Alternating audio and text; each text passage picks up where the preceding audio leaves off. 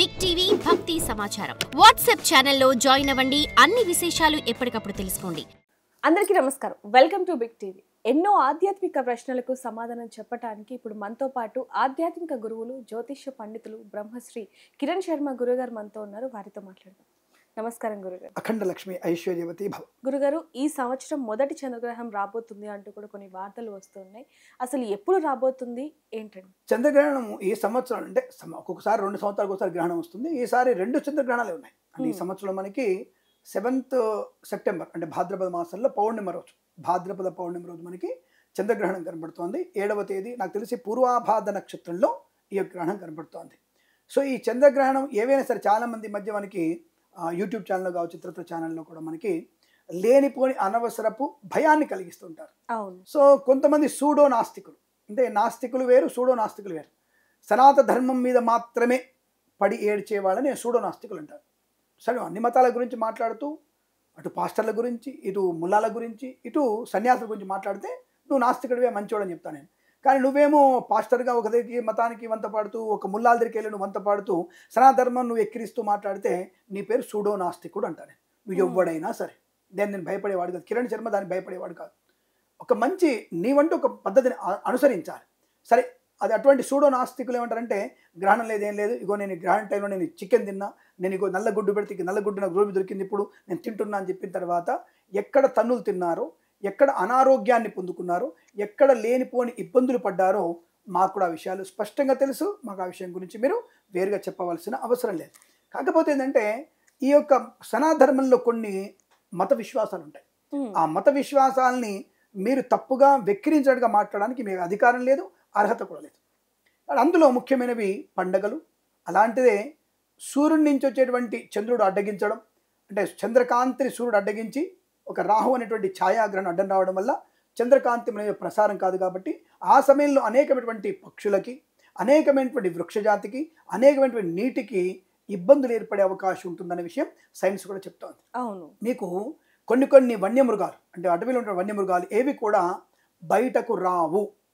వీళ్ళేమంటారు, రాత్రిపూట కదా, అందుకే వాటికి సడన్గా ఆ యొక్క వెలుతురు డిఫరెంట్ కనపడేసరికి అవి బయటికి రావు, భయపడతాయి అంటారు. ఒరే, మీకు ఒకసారి అర్థం చేసుకోండిరా, వన్యమృగాలు రాత్రిపూట సంచారం చేస్తాయి అడవిలో, పగటిపూట తిరగవు అవి. ఎక్కడైతే రాత్రిపూట పులులు, సింహాలను కూడా వేటాడుతున్నప్పుడు, రాత్రిపూట వేటాడుతున్నప్పుడు రెస్ట్ తీసుకుంటాయో, రెస్ట్ తీసుకునేటువంటి వాటిని పంజా కొట్టి వాటిని తినగలిగేటువంటి శక్తి కూడా అప్పుడే ఉంటుంది వాటికి. సరే, సింహాలు, పులులు మీరు రాత్రిపూట రెస్ట్ తీసుకుంటాయి, ఓకే. మరి మిగతా క్షీరదాలు, పాములు ఇవన్నీ కూడా, పక్షులన్నీ కూడా తప్పకుండా రాత్రిపూటే మనకి సంచారం ఆహారం తీసుకుంటాయిగా. కాబట్టి గబ్బిలాలు ఉన్నాయి, రాత్రిపూటనే సంచారం చేస్తాయి అవి. కాబట్టి కొన్ని తప్పకుండా సంచరిస్తాయి. ఈ గ్రహణ సమయంలో గబ్బిలం బయటికి రాదు, ఎట్టి పరిస్థితుల్లో గబ్బిలం అనేది బయటికి రాదు, అసలు బయట విహంగం చేయదు. కాబట్టి కొన్ని ఇబ్బందికర వాతావరణం ఉంటుంది. అమెరికా వాడు పాటించాడు, లండన్ వాడు పాటించాడు, వాడితో నాకెందుకు? నా ఇంట్లో నా తల్లిదండ్రులు పాటించారు, దాన్ని పాటిస్తాను. ఇప్పుడు నా పద్ధతి నేను పాటించడానికి నీ పర్మిషన్, నా బోర్డు పర్మిషను, అంటే నీ పర్మిషన్ దగ్గర పెట్టుకో, మాకు చెప్పకు. నీకు చెప్పడం తప్పేముంది?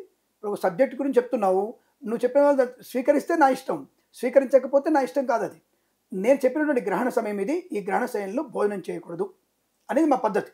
ఎందుకు చేయకూడదు అంటే అనేకమైనటువంటి నైసర్గికంగా కొన్ని ప్రభావాలు, కాంతి ప్రభావం కానీ, వాయు ప్రభావం కానీ కొంత ఎక్కువగా ఉంటుంది. కాబట్టి ఆ ప్రభావం చేత 2-3 గంటలు తిరగకపోతే నీకు పోయేదే ఉంది, కొంప మునిపోయేదే ఉంది నీకు. సరే, మధ్యాహ్నం అయింది, సరే చంద్రగ్రహణం రాత్రి అవుతుంది, సరే మధ్యాహ్నం సూర్యగ్రహణం అయింది, ఒక 8 గంటలు తినొద్దన్నావు, తినకుండా ఉంటే నీకేమైంది? అసలు ఆ టైం తినాలని గ్యారంటీ ఏంటి నీకు? తినకపోతే ఏమైంది? నష్టం కాదు. 2 ఏళ్లకో 3 ఏళ్లకో ఒకసారి గ్రహణం వస్తుంది, ఆ టైం తినకపోతే ఏమవుతుంది అంటే భూతద్దులను పెట్టి భయపెడుతున్నారు. అరే, మనం కొంతమందిని కూడా చూస్తున్నాం గురించి, గ్రహణం రోజు నేను బయట తిరుగుతున్నాను, నాకేం అవ్వలేదు, భోజనం చేశాను, ఏం అవ్వలేదు, నేను పాటించట్లేదు, ఆయన కూడా నేను బ్రతికే ఉన్నాను అంటూ కొంతమంది రీల్స్ చేయటం, ఇలాంటివి కూడా వైరల్ గా మారాయి కొన్ని రోజులు. ఒక విషయం అమ్మా, అనాదిగా ముస్లిమ్స్ ఎందుకు పాటిస్తారు, క్రిస్టియన్స్ ఎందుకు పాటిస్తారు? దీన్ని పాటించారు వాళ్ళు. క్రిస్టియన్స్ కానీ ముస్లిమ్స్ పాటించే అవకాశం లేదు కదా. దాంట్లో కూడా పాటించే వాళ్ళు కొంతమంది ఉంటారు, కొంతమంది పాటించే వాళ్ళు ఉంటారు. ఎందుకంటే తలనొప్పి మనకి తినకపోతే ఏమైనా ఉంటారు, కానీ వాళ్ళు పాటించరుగా. ఆ టైంలో వాళ్ళు తింటూనే ఉంటారు. ఇప్పుడు అర్ధరాత్రి భోజనం ఎప్పుడు తిన్నాను లేదు. మరి రంజాన్ టైంలో ముస్లిమ్స్ ఎప్పుడు తింటారు భోజనం? అర్ధరాత్రి తింటారు. ఆ చికెన్లు, మటన్లు, ఇంకొకటి అవన్నీ కూడా ఎప్పుడు తింటారు? వాళ్ళు అర్ధరాత్రి తింటారు. ఎప్పుడైనా సనాధర్మంలో ఎవరైనా సరే అర్ధరాత్రి భోజనం చేసి చూశారు ఎక్కడన్నా? వాళ్ళు తింటారు. మరి అదే కొంతమంది క్రిస్టియన్ మతంలో రాత్రిపూట వాళ్ళకు ఉన్నటువంటి పండుగలు వాళ్ళకు ఉంటాయి. క్రిస్మస్ టైంలో కావచ్చు, ఇతరత్ర న్యూ ఇయర్ టైంలో కావచ్చు, ఆ టైంలో వాళ్ళు తింటారా లేదా? తింటారు వాళ్ళు ఆ టైంలో. మనం తినే అవకాశం ఆచారం లేదు. కానీ ఇలా మనం కూడా తయారైనాం కదా అంటే దౌర్భాగ్యం అది. ఇప్పుడు ఒకళ్ళతో నువ్వు వంత పాడద్దు, నీ పద్ధతి నువ్వు అవలంబిస్తూ పక్క మతం వాళ్ళని అభినందించు. నేను దాన్ని తప్పుపట్టట్లే. నీ పద్ధతి నువ్వు అవలంబించు, పక్కవాడి మతాన్ని అభినందించు తప్ప నువ్వు దాంట్లో పోయి వాడి చేస్తా అంటే వాడు నీ దాంట్లో కూడా రావాలిగా. మరి నీ దాంట్లో కూడా రానప్పుడు నువ్వు ఎందుకు వాళ్ళ దాంట్లోకి వెళ్తున్నావు? నువ్వు అది అప్రశస్తం కాదు. అంటే వాళ్ళ పద్ధతి వాళ్ళది. ఇప్పుడు గూనోడు ఉంటాడు, గూనులో పడుకుంటాడు. గూనోడి దగ్గరికి వెళ్ళి నువ్వు ఎల్లకలా మంచిగా పడుకోవాలంటే ఎందుకు ఇంతలా గూను ఇందిరా బాబు, నాకు గూని పడుకోలేనురా అంటే కుదరదు. వాడి మతాచారం వాడిది, వాడి విశ్వాసం వాడిది, మన మతాచారం అది, మన విశ్వాసం అనేది. అంతే తప్ప లింక్ చేయకూడదు. కాబట్టి గ్రహణ సమయంలో వాళ్ళు తింటారు కాబట్టి అలాంటి వాళ్ళు తిన్నప్పుడు మనం దోషం ఎందుకన్నాం? వాళ్ళకు ఉండేటువంటి ఆచార ప్రకారం వాళ్ళు తినరు, మనకు ఉండేటువంటి ఆచార ప్రకారం మనం తినలేదు. ఇప్పుడు అమెరికా వాడు అర్ధనగ్న బట్టలు వేసుకొని తిరుగుతాడు, మనం వేసుకొని తిరుగుతామా? ఎందుకు తిరగట్లే? కానీ పబ్బుకి వెళ్ళేటువంటి వ్యక్తులు మాత్రం తీసుకొని తిరుగుతున్నారు. ఈ పబ్బుకి వెళ్ళేటువంటి ఆడపిల్లలందరూ కూడా అర్ధనగ్నం ఏంటి, పూర్తినగ్నంగా తిరుగుతున్నారు. వాళ్ళు టోటల్గా క్యాబరేకి వెళ్ళిపోయారు వాళ్ళు. మరి అటువంటి అందరు మన పిల్లలు తిరుగుతున్నారా? నా ఇంట్లో నా కూతురు తిరుగుతుందా, నా చెల్లెలు తిరుగుతుందా? తిరగట్లేరు కదా. అంటే నా సంప్రదాయాన్ని పాటిస్తున్నాను నేను. వాళ్ళ సంప్రదాయంలో నిండా బురకా వేసుకుంటారు, ఒకళ్ళు తెల్ల బట్టలు వేసుకుంటారు కొందరు వాళ్ళు. సరే, వాళ్ళ మతాచారం వాళ్ళది, మళ్ళీ ఎవరిని ఇబ్బంది పెట్టాల్సిన అవసరం లేదు. నీ విశ్వాసాన్ని మతాన్ని పాటించాలిగా. కాబట్టి ఇంగ్లీష్ వాడు పాటించని చెప్పేసి నేను పాటించాలన్నటువంటి భావం మనది కాదు. సనాధర్మంలో పాటించాల్సిందే.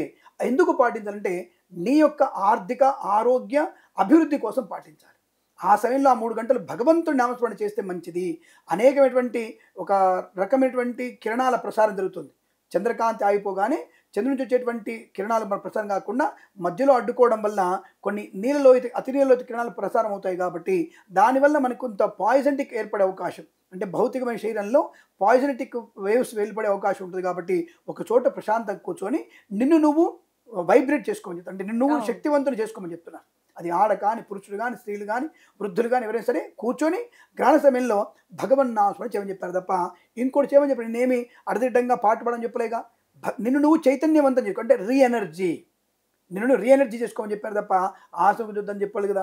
అలాగే సైంటిస్టులు నెలలో కనీసం 3 రోజులు ఏమీ తినకుండా ఉంటే బాడీలో మంచి ఔషధీకృతమైనటువంటి హార్మోన్స్ కానీ ఎంజైమ్స్ కానీ ఉత్పత్తి అవుతాయని చెప్తున్నాను. అదే సమయంలో సంవత్సరానికి వచ్చేటువంటి ఏకాదశి ఉపవాసం ఉంటావు, 3 ఏళ్లకు వచ్చేటువంటి ఒక గ్రహణం రోజు నువ్వు కనీసం నువ్వు ఉపవాసం ఉండలేవా, నక్తం ఉండలేవా? దానికి అంత ఇబ్బంది పడుతున్నావా? ఆ రోజున చికెన్ మటన్ కావాలా?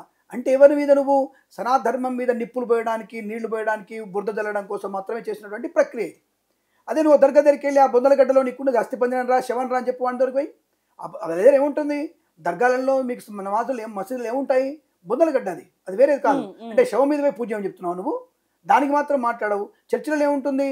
తప్పకుండా శవం ఏంటంటే శవపేటికలు, వాటి మీద పూజ చేయమంటున్నావుగా. సనాధర్మంలో విగ్రహాన్ని పూజ చేస్తే నీకు ఇబ్బంది ఏమిటి? ఇది గురించి మాట్లాడకుండా నా గ్రహణము నా ధర్మం గురించి మాట్లాడితే మాత్రం కుదరదు. అంటే మీరు అనొచ్చు సబ్జెక్ట్ గ్రహణం గురించి అంటే ఇతరుల యొక్క ప్రభావము చేత ఇతరుల యొక్క విషయాన్ని నువ్వు విస్మరించేసి ధర్మం మీద పడి గ్రహణం గురించి క్వశ్చన్ చేసే వాళ్ళకి నా సమాధానం అర్థమవుతుంది. కాబట్టి గ్రహణం అనేది తప్పకుండా పాటించవలసింది. ఆ సమయంలో గర్భిణీ స్త్రీ ఇక్కడ ఏమంటున్నారు? అరుగుదల తక్కువ, ఆ సమయంలో అరగడం అనేది ఆగిపోతుంది, జలం యొక్క ప్రభావం తగ్గిపోతుంది, సైక్లింగ్ అవ్వదు, బాడీలో సైక్లింగ్ సరిగ్గా జరగదు కాబట్టి, బ్లడ్ సర్క్యులేషన్ సరిగ్గా జరగదు కాబట్టి ఒక దగ్గర నిబద్ధతగా కూర్చొని ఆ 3 గంటలు జపం చేసుకున్నారు. నువ్వు కుర్చీలో కూర్చో, సోఫాలో కూర్చో, కింద కూర్చో, నీకు ఏటవాలుగా ఎలాగైనా కూర్చొని నీ ప్రశాంతమైన మనస్సుని జపం చేసుకో. ఏమి చెయ్యకు, కేవలం ప్రశాంతంగా కూర్చోని మాత్రమే కదా. ఇంకేం చేద్దాం, తినొద్దు అప్పుడు టైంలో, తినకపోతే నష్టం ఏంటి? కాబట్టి ఇటువంటివన్నీ కూడా పాడడం మంచిది. గురుగారు ఆ రోజు అంటే టైం ఎప్పటి నుంచి ఎప్పటి వరకు ఉండొచ్చు అంటారు? ఏంటి అసలు? అంటే ఈ చంద్రగ్రహణము రాత్రి 9:57 ప్రారంభమవుతుంది. రాత్రి 9:57 ప్రారంభమై రాత్రి మోక్షకాలం రాత్రి 1:27 ఉంటుంది. అంటే గ్రహణం యొక్క పూర్తి కాలం, అంటే గ్రహణం యొక్క పూర్తి కాలం ఎంత సమయంలో ఉంటుందని అడిగితే 3:10 వరకు ఉంటుంది. అంటే టోటల్ గ్రహణం యొక్క ప్రమాణం 3:10 వరకు ఉంది. కాబట్టి ఇది పూర్వాభాద్ర నక్షత్రంలో కుంభరాశిలో పడుతుంది. కాబట్టి తప్పకుండా కుంభరాశి వారు ఎట్టి పరిస్థితుల్లో ఈ గ్రహణాన్ని చూడకూడదు. పూర్వాభాద్ర నక్షత్రం వారు ఆ సమయంలో బయటికి వెళ్ళకూడదు. వారి మీద ఎక్కువ ప్రభావం ఉంటుంది కాబట్టి ఆ సమయంలో వెళ్ళకూడదు, ఏమీ తినకూడదు. అంటే 9:57 నుంచి 1:27 మధ్య కాలంలో తప్పకుండా మీరు చాలా జాగ్రత్తగా ఉండాల్సిన అవసరంగా చెప్పబడుతోంది. అంటే ఎటువంటి జాగ్రత్తలు తీసుకోవాలి అని అడిగితే, ముందుగా గ్రహణానికి కనీసం తక్కువ 8 గంటల ముందు, అంటే రాత్రి 9 గంటల కంటే 8 గంటలు మనకు ముందు నుంచి మీరు ఎట్టి పరిస్థితులు కూడా మీరు ఏమి తినకూడదు. అంటే మంచిని కూడా తాగకూడదు. ఇదని చెప్పాలంటే అంటే పూర్తిగా ఉపోషణము, నక్తము, నిరాహార దీక్ష చేయాల్సిందే. ఈ రాశి వాళ్ళు అంటే ఈ రాశి వాళ్ళు తప్పకుండా చేయాలి. కుంభరాశి వారు పూర్వాభాద్ర నక్షత్రంలో పడుతుంది కాబట్టి కుంభరాశి వారు తప్పకుండా చేయాల్సిందే. ఇక అధమ నక్షత్రాలు ఉంటాయి, కొంచెం టైం చెప్తాను మీకు నేను. ఈ సమయంలో ఎప్పటి వరకు చేయకూడదు భోజనం? మర్నాడు సూర్యోదయం తర్వాతనే ఇల్లు శుద్ధి చేసుకొని సూర్యోదయం స్నానాలు అయ్యాక చేసుకొని అప్పుడు మీరు భోజన తాంబూలాదులు స్వీకరించే ప్రయత్నం, అప్పుడు వంట స్టార్ట్ చేయాలి. తెలియదు మరి 11 వరకు భోజనం చేయకూడదు. అంటే ఎలాంటి జాగ్రత్తలు తీసుకోవాలంటారు గురూజీ? మామూలుగా కేవలం కుంభరాశి వాళ్ళే కాకుండా మిగతా రాశుల వారు ఎలాంటి జాగ్రత్తలు తీసుకోవాలి అంటారు? ఇక్కడ ఏమేమి ఒకటే ఇందాక గర్భిణీ స్త్రీలు జాగ్రత్తగా ఉండాలి. అంటే గ్రహణం ముర్రి దీనివల్ల వస్తుంది చెప్పలేదు. గ్రహణ కాలంలో వచ్చేటువంటి వాయువుల వల్ల కావచ్చు, పీడనం వల్ల కావచ్చు, అలాగే చంద్రకాంతి లేకపోవడం వల్ల కావచ్చు, మానసికమైనటువంటి ఇబ్బంది ఏర్పడే అవకాశం ఉంటుంది. శరీరంలో పిండానికి కొద్దిగా ఇబ్బంది, కదలిక వల్ల ఇబ్బందులు వచ్చే అవకాశం ఉంటుంది. కనుక గ్రహణ సమయంలో ఆడవాళ్ళు కదలకుండా ఉండమని చెప్పారు. కుర్చీలో కూర్చోవచ్చు, పడుకొని ఉండవచ్చు, జుట్టు విరబోసుకొని ఉండకూడదు, తల పిచ్చి పిచ్చి గోక్కోకూడదు, ఒళ్ళంతా గోక్కునేటువంటి ప్రయత్నం చేయకూడదు. అలాగే మరి మలమూత్ర విసర్జనకి వెళ్ళవచ్చా? వెళ్ళదని ఎవరు చెప్పారు? ఇవే ఈ సూడో నాస్తికుల మధ్యలో వచ్చేసి మేము చెప్పని విషయాల్ని కూడా వీళ్ళు చెప్పి జొప్పించి చూసారా, వీళ్ళు లాస్ట్కి టాయిలెట్లో పోతుంటారయ్యా, అంటే గర్భిణీలో టాయిలెట్ పోకపోతే కడుపు ఉబ్బిపోయి చచ్చిపోరా అని అడిగేటువంటి వ్యక్తులు కూడా ఉంటారు. మలమూత్ర విసర్జనకి వెళ్ళవచ్చును, దానికి ఎటువంటి దోషము లేదు. ప్రశాంతంగా నీ మనసుని ప్రశాంతంగా ఉంచుకొని నీ కడుపులో శిశువుని, అది కుమార్తె కావచ్చు, కుమారుడు కావచ్చు, వారి వృద్ధి కొరకు భగవన్నామస్మరణ చేయమని చెప్పారు. తప్ప గోక్కోవడం, అరవడం, రక్కోవడం, గట్టిగా మాట్లాడుకోవడం, పళ్ళు కొరకడం లాంటివి చెయ్యకూడదు. ఎందుకు? పీడనం ఎక్కువగా ఉంటుంది, అతి నీళ్ళ కిరణాల యొక్క ప్రభావం ఎక్కువగా ఉంటుంది. కాబట్టి అటువంటి చేయకుండా ప్రశాంతంగా ఉండమని చెప్పారు గర్భిణీ స్త్రీలు. గర్భిణీ స్త్రీలు 9:57 మనం గ్రహణం అనుకున్నాం కదా, వాళ్ళు 8 వరకు ఏం తినవచ్చు. అంటే తొందరగా అరిగిపోయేటువంటి పదార్థం, ఎక్కువగా జల పదార్థం తీసుకోవాలి. జల పదార్థం తొందరగా అరిగిపోతుంది. అటువంటి జల పదార్థాన్ని 2 గంటల వరకు ఆడపిల్లలకి ఇవ్వచ్చు, గర్భిణీకి ఇవ్వచ్చు, చిన్నపిల్లలకి ఇవ్వచ్చు, వృద్ధులకి ఇవ్వచ్చు. శక్తులైన వారు అంటే శక్తి ఉన్నవారు 9:57 అంటే 8:57 గ్రహణం అయితే 8 గంటల ముందు నుంచే నిరాహారంగా ఉండాలి. మర్నాడు ఉదయం వరకు పూర్తిగా అంటే నక్తముగా ఉండాల్సిన అవసరం ఉంటుంది. ఇవి నియమాలు. ఆ సమయంలో భగవత్ చింతన తప్ప ఇంకొకటి చేయకూడదు. మోక్షకాలానికి అంటే గ్రహణ కాలానికి, ప్రారంభ కాలానికి స్నానం చేయాలి. గ్రహణ మోక్ష అనంతరం కూడా తలంటి స్నానం చేయాలి. తలంటి స్నానం చేసే మనం చేసుకోవాలి. మరి దర్భ లాంటివి పెడతారు గురుగారు. వాటి అంటే ఈ దర్భకి బలమైనటువంటి బలం ఎక్కువగా ఉంటుంది. అంటే అతి నీళ్ళలోహిత కిరణాలను కానీ, నెగిటివ్ పీడనాన్ని కానీ తట్టుకోగలిగే శక్తి గ్రహణ సమయంలో దర్భకి ఎక్కువగా ఉంటుంది. బంగారానికి దర్భకి ఎక్కువ ఉంటుంది. బంగారం పెట్టమంటారు, బంగారం మూతలు పెట్టే స్థాయి లేదుగా ఇప్పుడు. దర్భల్ని పెట్టడం వల్ల ఈ పదార్థాలు ఏవైనా సరే మనవి జల పదార్థాలు కానీ, నిల్వ చేసుకునే పదార్థాలు కానీ పవిత్రంగా ఉంటాయి. వాటిలో ఎటువంటి ఇబ్బందికారక గ్రహణ కాంతి కిరణాల ప్రసారం అవ్వు అనే భావంతో దర్భలు పెట్టుకోవడం ఆచారంగా చెప్పబడుతుంది. దర్భలు మేము పెట్టుకోవడం చాలా మంచిది. ఇది విశేషం. ఆ పదార్థాలని కూడా మనం అంటే సూర్యగ్రహణం, చంద్రగ్రహణం ముందు ఏవైతే పదార్థాలు ఉంటాయో ఆహార పదార్థాలు వాటిని కూడా పడేయాలి అంటారు. అది ఎంతవరకు నిజం అంటారు? మనము నిల్వ పచ్చళ్ళు లాంటివి అలాంటివి తప్ప అన్నం వండుకోమని చెప్పలేదు. 8 గంటల ముందే వద్దని చెప్తున్నాం కదా. కాబట్టి గ్రహణ సమయంలో అన్నం వండుకునే ప్రయత్నం చేయకూడదు.